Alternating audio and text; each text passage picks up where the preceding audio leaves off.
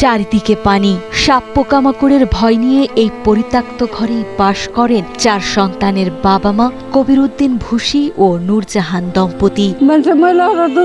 আমি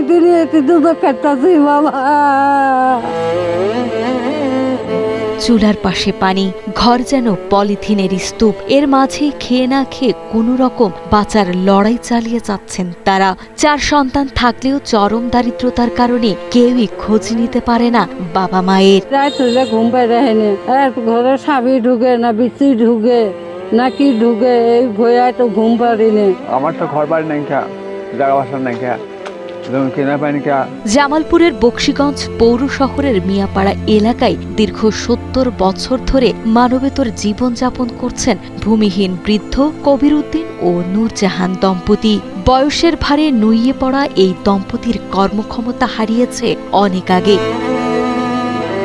95 বছর বয়সী কবির উদ্দিন দৃষ্টি ও শ্রবণ শক্তি হারিয়ে অন্যের সাহায্য ছাড়া এখন এক পাও চলতে পারে না।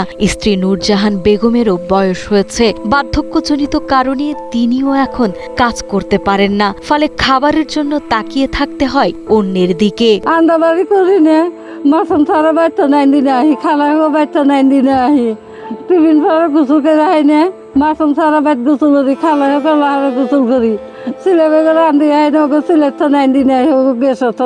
জরাজীর্ণ এই ঘরটির টিন ফুটো হয়ে পানি পড়ে। ঘরে নেই বিদ্যুৎ, নিরাপদ টয়লেট কিংবা বিশুদ্ধ পানির কোনো ব্যবস্থা। এই বৃদ্ধ দম্পতির সম্বল বলতে রয়েছে শুধু 2টি জাতীয় পরিচয়পত্র।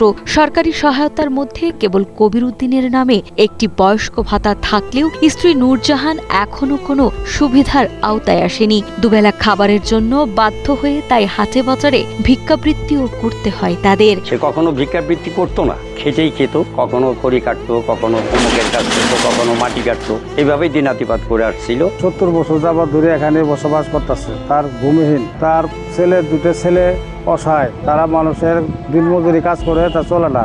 সহায় সম্বলহীন এই দম্পতির শেষ চাওয়া দুবেলা দুমুঠো খাবার আর মাথা গোজার একটু ঠাঁই। তাদের কষ্ট দেখে স্থানীয় বাসিন্দারাও সরকারের কাছে তাদের জন্য জমি, ঘর ও খাবারের দাবি জানিয়েছে। এরা জীবনের এরা নিরাপত্তাও নাই কে এই মানুষটার। এই মানুষটা যখন পোকামাকড় কামড় দেয় কি হয়ে যাবো গা। হোটেলে চাকরি করে 300 টাকা বেতন পায়।